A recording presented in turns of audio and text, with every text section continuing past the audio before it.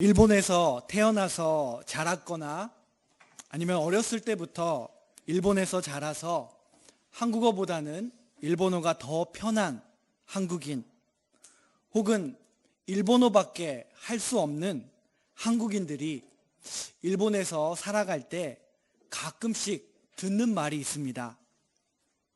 키무상, 일본어 上手ですね. 키무상, 일본말 참 잘하시네요. 무심코 했을 이 말에는 이 한국인은 일본의 어느 시점에선가 건너왔고 일본어를 배웠을 것이다 라는 그 전제, 생각이 담겨져 있습니다. 미국과 같은 영어권 나라에서도 그 나라에서 태어나고 자란 아시아계의 사람들은 영어를 잘하시네요. 어디에서 오셨나요? 라는 말을 들을 때가 있다고 합니다. 전 미국 사람이에요. 미국에서 태어났어요. 라고 말해도 알겠는데 원래는 어디서 왔나요? 원래 나라는 어디신가요? 저는 미국인이에요. 이것을 반복하는 경우가 있다고 합니다.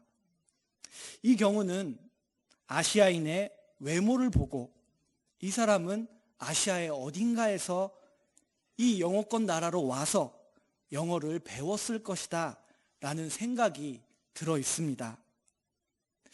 오늘 우리가 보고 있는 이 말씀, 바울은 예루살렘에서 폭도가 된 유대인들의 그 구타를 당하다가 천부장, 로마의 천부장에 의해서 그곳에서 분리가 되었습니다.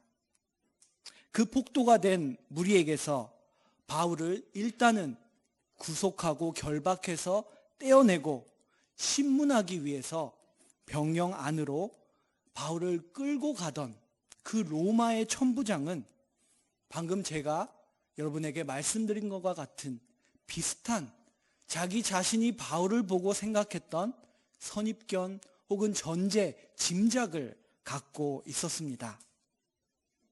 그 천부장이 이름도 모를 이 구타를 당하고 있던 사람을 보면서 갖고 있었던 짐작은 이 작자는 분명 뭔가 심각한 잘못을 했을 것으로 추정이 된다. 그러므로 이 사람이 무슨 잘못을 했는지 일단은 죽이지 못하도록 떼어놓고 그리고 결박을 해서 병영에 가서 들어보자. 그렇게 생각을 하고 있었습니다. 그런데 이렇게 결박당했던 이 사람이 갑자기 그 몸을 비틀어서 천부장의 쪽을 바라보더니 매우 지적이고 세련된 그리스어, 헬라어로 말하기 시작한 것입니다. 제게 할 말이 있습니다. 해도 되겠습니까? 오늘 우리가 읽은 본문의 전에 있는 21장의 37절을 보면은 바울이 천부장에게 이르되 내가 당신에게 말할 수 있느냐라고 그가 헬라어로 그리스어로 말했다라고 기록되어 있습니다. 천부장은 깜짝 놀라서 한 발 물러나지 않았을까 생각이 됩니다. 이 사람이 그리스어를 쓰네? 게다가 그가 쓰는 이 그리스어는 굉장히 지적이고 그리고 세련됐다. 도대체 무슨 일인가? 21장 37절의 후반 부분을 보면 천부장이 이렇게 말합니다. 네가 헬라말을 아느냐? 아마 이 천부장은 바울이 어느 오지에서 온 그저 그런 건달이거나 아니면 늘 문제를 일으키는 트러블 메이커 정도로 생각했을 것입니다. 그러면서 이 천부장은 이렇게도 생각한 것 같습니다. 어쩌면 최근에 이 로마를 향하여 반란을 일으킨 애굽, 이집트 사람이 한 명 있었는데 혹시 이 사람이 그 사람일지도 모르겠다. 그런 생각을 아마 하고 있었던 것 같습니다. 그런데 그가 말했던 그 세련된 그리스어 헬라어를 듣고 또다시 생각했을 것입니다. 그렇다면 어떻게 이렇게 지성이 느껴지는 세련된 헬라어, 그리스어를 그가 쓸 수 있단 말인가? 38절, 21장의 38절을 보면은 이렇게 말합니다. 천부장이 이르되 그러면 네가 이전에 소요를 반란을 일으켜 자객 4,000명을 거느리고 광야로 갔던 그 애굽인이 아니냐? 이 천부장은 그 사람, 그 애굽인이 바울일 것이다라고 생각을 하고 있었던 것입니다. 여기서 이 천부장이 말하는 자객 4,000명, 소요, 이것에 대한 내용을 누가는 자세하게 사도행전에 기록해 주지는 않습니다. 그러나 이 시대의 일들을 기록한 유대인 역사가 요세푸스의 기록에 의하면 이 천부장이 여기서 말하는 그 사건, 그 소요에 대한 기록이 있습니다. 요세푸스는 어떤 애굽 사람, 이집트 사람이 자기가 선지자라고 말하면서 많은 유대인들을 이끌고 그리고 그 추종자들을 데리고 이스라엘 예루살렘의 감람산까지 그들을 끌고 갔다. 그리고 로마를 향하여 매우 과격한 방식으로 반란을 일으키고 때로는 로마에 관련된 사람들을 암살하기도 했다라는 기록이 있습니다. 그래서 로마는 이 사람들을 단속하고 진압하기 위해서 그 애굽 사람의 추종자들을 많이 죽였습니다. 그러나 그 두목, 그 이집트인은 잡을 수가 없고 도망을 가게 된 상황이었다라는 것을 요세푸스의 기록을 통해서 알 수가 있습니다. 바울은 그 천부장의 짐작과 다르게 이가 그 이집트인이라고 애굽인이라고 생각을 했는데 아주 수준 높은 헬라어를 그리스어를 쓰는 모습을 보고 생각을 다시 하게 된 것입니다. 여기서 천부장이 하게 됐던 생각을 조금 추측해 보자면 아마도 이 반란과 소요를 일으킨 그 두목, 그 애굽인은 아마 야만하고 조금 무식하고 학식이 없는 사람이 아니었을까. 아마 그렇게 이 천부장은 알고 있었을 것입니다. 그런데 그 사람이 지금 다시 예루살렘에 나타나서 또 소요를 일으키다가 유대인들에게 몰매를 맞고 있었다라고 생각을 했는데 이 바울은, 이 사람은 그렇게 무식하거나 난폭한 말투를 전혀 사용하지 않았던 것입니다. 그래서 이 천부장은 깜짝 놀라서 네가 그 자객 4,000명을 데리고 광야로 갔던 그 애굽인이 아니냐? 난 네가 그인 줄 알았는데 너의 헬라어는 그게 아니다라는 것을 말하고 있다라고 묻고 있는 것입니다. 39절에서 21장 39절에서 바울은 이 천부장에게 대답합니다. 바울이 이르되 나는 유대인이라. 나는 애굽 사람이 아니라 유대인이다 라고 말합니다. 바울은 두 가지 사실을 자신에 대해서 말했습니다. 그것은 자신이 유대인이다 라는 것과 이 로마에 다스리는 그 지역의 길리기아라는 주의 다소, 그 다소시의 시민이다 라고 말하고 있습니다. 우리가 나중에 사도행전을 읽어가면서 알게 되겠지만 바울은 두 가지만 이때 천부장에게 말하고 세 번째 아주 중요한 그에게 카드가 되는 사실은 아마 일부러 말하지 않았던 것 같습니다.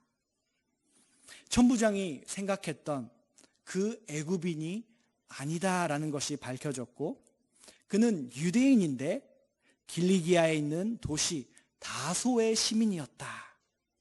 그리고 그 다소라는 곳은 당시 어느 정도 중요한 위치에 있었던 로마 안에 있는 도시였습니다. 현재 터키의 남부 지역에 물론 가장 큰 도시는 아니었지만 전성기에는 이 다소라는 곳에 약 50만 명의 인구가 살았습니다. 이 인구는 당시 매우 큰 인구였습니다. 그리고 다소에서는 상당히 수준이 높은 교육의 전통이 있는 도시였고, 그리고 그곳에 살아가는 시민들은 나름 자부심을 갖고 당시 로마 세계를 살아가고 있었습니다. 그리고 바울이 나는 다소시의 시민이라고 말했는데, 이 다소에 사는 모든 사람들이 시민은 아니었습니다. 즉 바울은 다소에 살면서 상류 계층에 속해 있었다라는 것을 말하고 있는 것입니다. 바울이 헬라어를 사용하고 천부장에게 자신에 대한 이런 이야기를 한 것은 천부장의 마음을 사려고 한 것이 아니라 그가 원하는 한 가지가 있었기 때문입니다. 그것은 지금 이 예루살렘에서 폭동을 일으킨 이 유대인들, 그 사람들에게 내가 한마디만 할 수 있는 기회를 달라. 그것이 바울이 원하는 것이었습니다. 바울은 조금 전까지 매우 분에 찬 유대인들에게 맞고 있었습니다. 그러니 그의 몸에는 상처가 있었을 것이고 어쩌면 멍이 들었을지도 모릅니다. 즉 차분하게 연설을 할 수 있을 그런 상황이 아니었습니다. 그럼에도 불구하고 바울은 정중하게 천부장에게 나에게 말할 기회를 달라라고 말하면서 지금 이때 이 유대인들에게 말하는 것이 매우 소중하고 귀한 기회라라고 말하고 있는 것입니다. 바울은 자신의 동포, 자기 민족에게 오해를 받기는 했지만, 그리고 구타를 당해서 죽을 뻔 했지만, 그래도 자신의 동족, 이 이스라엘 유대인들을 포기할 수가 없습니다. 그래서 바울은 오늘 본문 1절에서 지금 직전까지 자신을 죽이려고 했던 그 유대인들을 향하여 나의 아버지여, 나의 형제들이여, 부형들아 라고 그렇게 부르고 있습니다. 바울이 이 예루살렘에 오기 불과 몇 주 전에 아마 쓰지 않았을까라고 성경을 연구하는 학자들이 그렇게 예측하는 바울이 쓴 편지, 로마에 보낸 로마서라는 편지가 우리 신약 성경에 들어가 있습니다. 바울은 그 로마서에서 이스라엘이 어떤 의미를 갖고 있는지, 바울과 육체적, 혈연적 뿐만이 아니라 영적으로 하나님의 구원의 계획, 구속사 안에서 얼마나 중요한 의미를 갖고 있는지 그는 로마에 있는 에클레시아, 형제 자매들에게 편지를 쓰면서 기록을 하고 있습니다. 바울은 이스라엘을 통하여서 하나님은 하나님의 백성으로 입양이 되게끔 하셨다. 하나님의 양자가 되는 것이 바로 이스라엘을 통해서 이루어졌다라고 이 로마서에서 쓰고 있고, 영광과 하나님의 언약과 도라라고 불렸던 율법과 하나님을 예배하는 것과 하나님께서 주신 약속, 그리고 아브라함, 이삭, 야곱이라는 족장들, 그리고 궁극적으로는 하나님의 구원 구속사를 완성시킬 메시아 그리스도가 이 이스라엘을 통하여 나왔다라는 것을 말하고 있습니다. 그러므로 그렇게 고유하고 특별한 이 이스라엘, 이 유대인들에게 바울이 이때 말하는 그 기회는 그가 정중한 헬라어로 천부장에게 요청할 만큼, 그가 상처투성이로 요청할 만큼 아주 중요한 기회였다라는 것입니다. 아마도 바울은 그곳에 모여있는 그 성난, 폭도가 됐던 유대인들 중에 몇몇 사람들의 얼굴을 보면서 그가 누구인지 알아봤을 것입니다. 그는 20년 혹은 20년 이상의 세월을 이곳 예루살렘에서 가말리엘이라고 하는 당대의 최고의 랍비 밑에서 도라, 율법을 배우고 하나님의 말씀, 예언서와 시가서를 배웠기 때문입니다. 그때 함께 공부했던 그의 동창들이 어쩌면 그 무리 가운데 있었을지도 모릅니다. 그리고 어쩌면 바울의 친척들, 가까운 친척, 먼 친척들이 그 무리 가운데 있었고 바울은 알아봤을지도 모르겠습니다. 바울은 분노에 차서 자신을 밟아서 자신을 때려서 죽이려고 했던 그 폭력적인 유대인 군중들을 향하여서 그는 로마서에서 자신이 어떤 마음을 품고 있었는지를 기록하고 있습니다. 바울이 오늘 본문 예루살렘에 오기 조금 전에 쓴 이 로마서의 편지를 함께 보기 원합니다. 로마서 9장의 2절을 보면은 바울은 이렇게 말합니다. 나에게 큰 근심이 있는 것과 마음에 그치지 않는 고통이 있는 것을. 일본어로 보니 큰 근심을 깊은 슬픔이다라고 번역을 하고 있습니다. 그리고 그에게는 마음속에 그치지 않는 이 고통, 아픔이 있다라고 말하고 있습니다. 이 큰 깊은 슬픔과 고통은 이 유대인들이 자신을 박해하고 공격해서 괘씸하고 억울해서 있는 고통과 슬픔이 아니라 반대로 그들을 염려하고 그들이 구원받기를, 그들이 메시아 나사렛 예수 그리스도를 진정으로 만나고 믿기를 너무나 애타게 마음속에 갖고 있기 때문에 그는 계속해서 슬퍼하고 근심하며 그 마음에 고통과 아픔이 있다라고 이 로마서에서 기록을 하고 있는 것입니다. 그리고 바울은 이렇게까지 말합니다. 내가 그들을 위해서라면 내가 지금까지 믿고 내 목숨까지 바치면서 따라왔던 메시아 그리스도로부터 우리 유대인들이 구원받을 수 있는 길이 있다면 내가 그리스도로부터 떨어져도 좋겠다. 그 정도로 바울은 유대인들, 이스라엘의 구원을 갈망했습니다. 그래서 그는 박해를 받아도 또 받아도 가는 곳마다 먼저 회당을 찾아갔고 그곳에 있는 유대인들에게 먼저 복음을 전했던 것입니다. 제가 말씀드린 내용이 이 로마서 9장에 나와 있습니다. 3절을 보면은 나의 형제 곧 골육의 친척을 위하여 내 자신이 저주를 받아 그리스도에게서 끊어질지라도 그것은 내가 원하는 바다. 바울의 진심과 간절함이 느껴집니다. 4절을 보면은 이스라엘 사람들이라 그들에게는 아까 말씀드린 양자됨, 영광, 언약, 율법, 예배, 약속들이 이 이스라엘 민족을 통하여 수많은 민족들이 있는데 하나님께서 아브라함을 부르셨고 이 이스라엘을 통하여서 이것들을 주셨다. 이어지는 5절을 보면은 조상들 아브라함, 이삭, 야곱 그들의 것이다. 이스라엘을 통해서 나왔다. 그리고 궁극적으로 육신으로 따지자면 예수 그리스도가 이스라엘, 유대인 가운데 나셨다라고 바울은 그 이스라엘의 영적인 의미와 그리고 자신과 떼어놓을 수 없는 관계에 있다는 것을 말하고 있습니다. 이 로마서 9장을 읽을 때에 예루살렘에서 바울이 천부장에게 간청하면서 이 이스라엘 사람들에게 말할 기회를 한 번만 주십시오 라고 말한 것은 어쩌면 너무나 당연한 일이었을지도 모르겠습니다.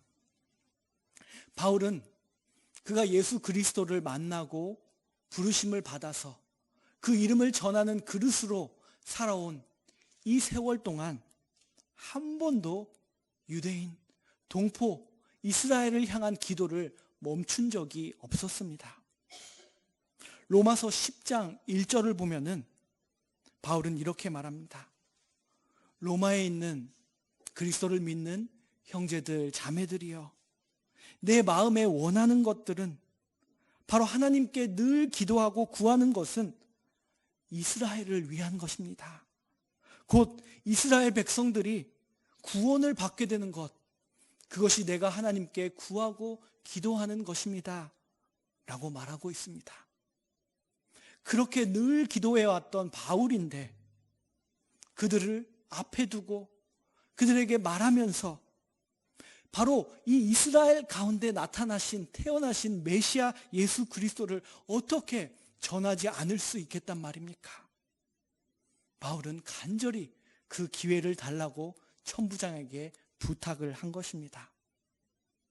어쩌면 성나고 이미 선입견에 가득한 이 유대인들에게 바울이 말하는 것은 의미가 없다고 말할지도 모릅니다. 그러나 바울은 언제든지 시도해 볼 가치가 있다고 생각했고 1%의 가능성이라도 있으면 언제든지 기꺼이 나가서 복음을 전하는 사람이 바울이었습니다. 특히 바울은 자신이 자라왔던 환경 속에서 하나님께서 주신 한 가지 은혜로서 다른 별다른 노력 없이도 히브리어를 말할 수가 있었습니다. 정확히 말하면 이 바울의 조상들이 사용했던 히브리어가 아닌 현대화된 히브리인들이 썼던 언어입니다. 바울은 그리고 우리가 아는 예수님은 고대의 다윗 시대의 히브리어가 아니라 아람어를 썼을 것이다 라고 그렇게 말하고 있습니다. 고대의 히브리어는 이 1세기를 살아가는 유대인들에게는 특별한 교육을 받지 않으면 읽거나 말할 수 없는 그런 언어가 이미 되어 있었습니다. 그런데 아람어는 이 바울의 시대, 예수님의 시대 때에 고대 근동 이스라엘뿐만 아니라 주변에 있는 아시리아와 같은 나라에서도 고대 근동에 넓게 그 지역에 살아가는 사람들이 공통어로 사용했던 언어였습니다. 그래서 이 1세기 당시에 유대인들이 사용했던 언어는 히브리어에 비슷하게 약간 변질이 된 아람어 중에서도 히브리 사람들이 쓰는 형식의 아람어였지 않았을까, 그렇게 학자들은 보고 있습니다. 어찌됐든 바울은 그 예루살렘에 있는 유대인들과 정말 가깝게 소통할 수 있는, 우리가 지금 한국어로 서로를 향하여 말하는 것처럼 우리의 말로 소통할 수 있는 그 은사가 주어져 있었다라는 것입니다. 아니나 다를까 바울이 그리스어 헬라어로 말하다가 이 유대인들 앞에 서서 손짓을 하면서 그가 아람어 히브리어로 말하기 시작하자 성나고 흥분해 있던 사람들이 조용해지기 시작했다라고 말합니다. 오늘 본문 2절을 보면은 그들이 그가 히브리 말로 말함을 듣고 더욱 조용한지라 라고 기록이 되어 있습니다. 조용해진 유대인 동포들에게 바울은 말합니다. 3절을 보면은 몇 가지 자신의 출생에 대한 지역적인 정보를 먼저 말합니다. 나는 다소에서 태어났지만 그러나 중요한 것은 나는 예루살렘에서 자랐습니다. 그리고 가말리엘 문화에서 나는 교육을 받고 바리새인으로서, 랍비로서 교육을 받았습니다. 그리고 바울의 부모는 엄격한 바리새인이었다는 것이 이 말에 담겨져 있습니다. 그러므로 그는 많은 유대인들의 교육의 방식 중에서도 가장 엄격한 랍비 교육을 받았다는 것을 3절에서 말하고 있습니다. 그는 가말리엘을 언급했습니다. 가말리엘은 이미 사도행전 5장에서 한번 나왔습니다. 그는 산헤드린이라는 의회의 의원 중에 한 사람이었고, 이 산헤드린이 유대인들이 예수님의 제자들을 죽이려고 했을 때 어쩌면 우리가 하나님을 적대하게 될 수도 있으니 이 그리스도인들을 무리하게 공격하지 말자라고 매우 차분하고 객관적이고 논리적으로 말했던 사람이었습니다. 그런데 그 스승 밑에서 배웠던 사울이라고 불렸던 과거의 바울은 그렇지 않았습니다. 바울의 과거의 모습은 그가 다른 서신서에서도 고백했던 것처럼 자신의 조상의 율법과 모세의 법규를 아주 열정적으로 샅샅이 공부했고, 그리고 그는 하나님을 향한 열심을 품게 되었다라고 말합니다. 그가 너무나 열심하고 그리고 엄격하게 율법을 지키려고 했기 때문에 만약 사울의 눈에 그 율법을 하찮게 취급하는 것 같이 보이거나 하나님을 모독하는 것 같은 발언을 하는 것 같이 보이면 당장 사울은 나가서 그들을 잡고 율법의 이름으로 그들을 단죄하는 그런 열심을 갖고 있었다라고 말합니다. 4절부터 그가 얼마나 열심을 갖고 있었는지 그 증거를, 과거의 자신의 모습을 말하고 있습니다. 내가 이 돌을 박해하여 사람을 죽이기까지 하고 남녀를 결박하여 옥에 넘겼다. 바울은 자신이 갖고 있었던 그 유대인 바리새인의 정통성과 자신이 갖고 있었던 그 열심의 증거로서 자신이 이 도, 즉 그리스도인들, 에클레시아라고 불렸던 이 무리들을 박해하고 죽이기까지 했다라는 것을 증거로 말하고 있습니다. 바울은 그가 사울이었을 때의 한 일을 감추지 않고 말합니다. 그리고 그 일들에 대한 증인이 바로 대제사장이고 유대인들의 장로라고 말하고 있습니다. 바울이 다메섹에 있는 예수를 믿는 그리스도인들을 붙잡기 위해서 찾아갔을 때 그에게 공식적인 문서를 써서 준 사람들이 바로 대제사장들과 유대인의 장로들이었기 때문입니다. 이 말은 바울이 지금 이 예루살렘에서 이 사실, 과거의 자신에 대해서 얘기하는 것은 바울 앞에 있는 그의 동포들에게는 아주 놀라운, 그리고 들으면서 바울이 이 정도의 사람이었구나 라고 생각하게 할 만한 내용이었습니다. 왜냐하면 당시 대제사장과 직접 말해보거나 대제사장이 친필로 쓴 공식 문서를 받는다라는 것은 예루살렘의 유대인들에게 흔하게 있는 일이 아니었기 때문입니다.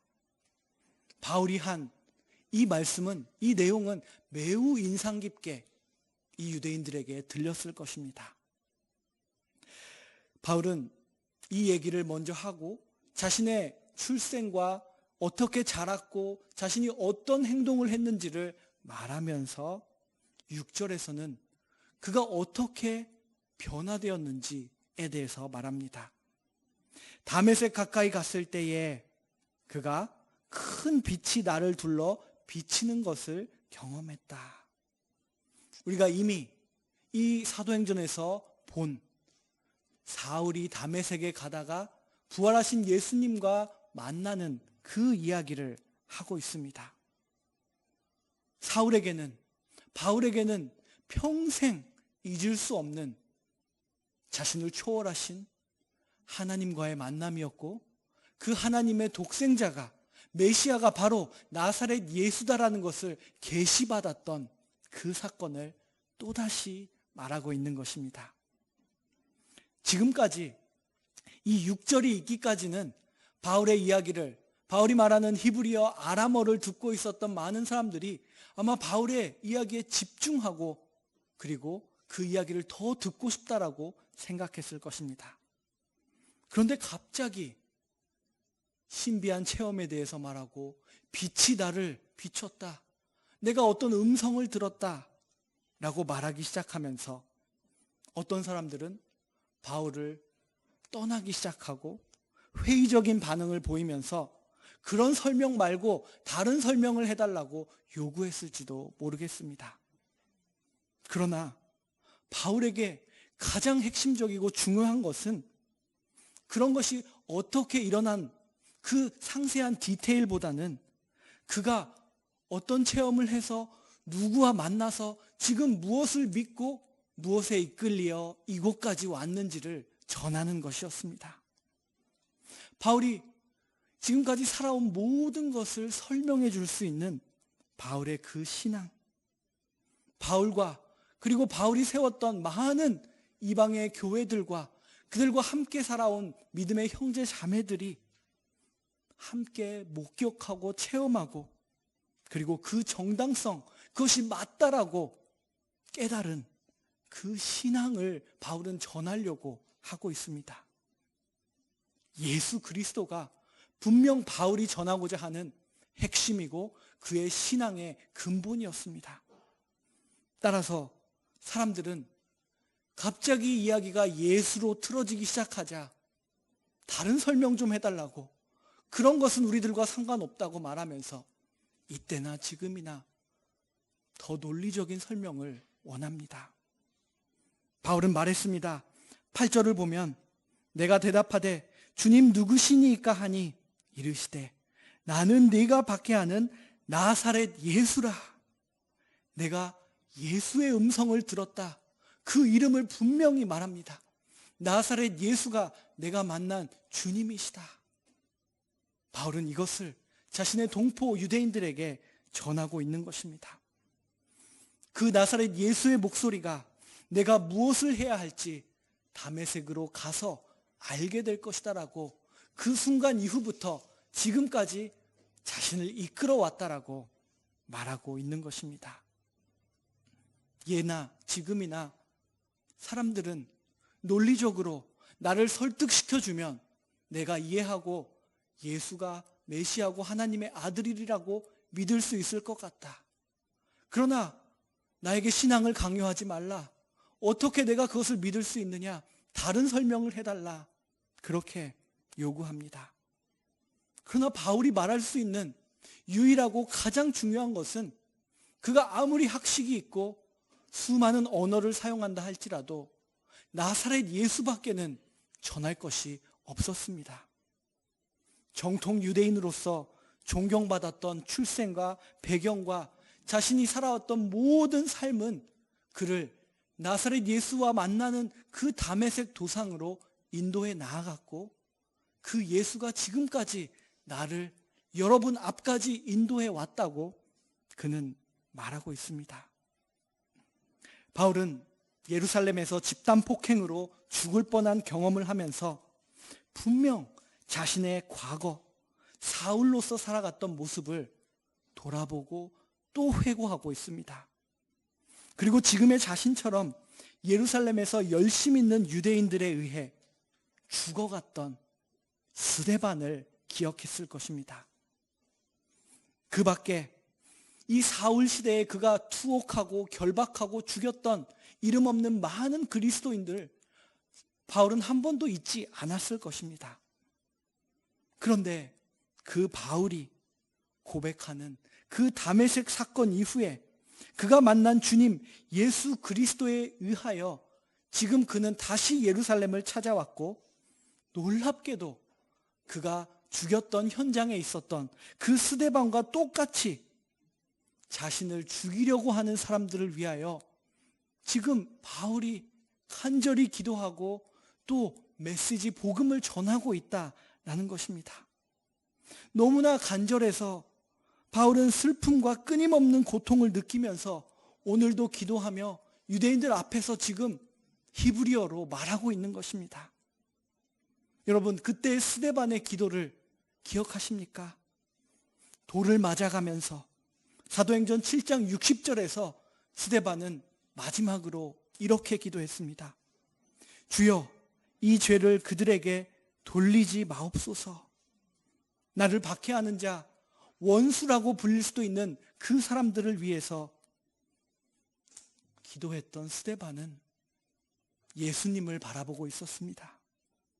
그리고 지금 시간이 지나서 사울이 바울이 되어서 지금 바울 또한 그 예수님을 바라보면서 모든 것을 걸고 그분을 쫓아가고 있습니다. 그러니 스데반과 바울이 닮을 수밖에 없습니다. 누가는 지금 이 두 닮은 사람을 보고 있습니다. 그리고 우리도 이 두 닮은 같은 곳을 보고 있는 스데반과 바울을 보고 있습니다. 우리 또한 이렇게 예수님을 닮아가는 우리의 말과 삶이 예수님을 쫓아가서 저와 여러분 모두가 스데반처럼, 바울처럼, 예수님처럼 되어가는 그런 삶을 살아가기를 간절히 소망합니다. 기도하겠습니다. 하나님 아버지, 저희들에게 귀한 생명의 말씀을 허락해 주시고 1세기를 살아갔던 바울을, 그리고 수많은 믿음의 사람들을 생각하며 우리의 지금의 삶, 믿음의 삶을 돌아보게 하시니 감사합니다. 우리가 주님 앞에서 스데반이 걸어갔던 길, 바울이 걸어갔던 길, 자신의 동포를 위해 근심하고 슬퍼하며 고통을 느끼면서도 쉬지 않고 기도했던 그 기도를 갖고 복음을 전하는 삶을 살아갈 수 있도록 인도하여 주시옵소서. 예수 그리스도의 이름으로 기도드립니다.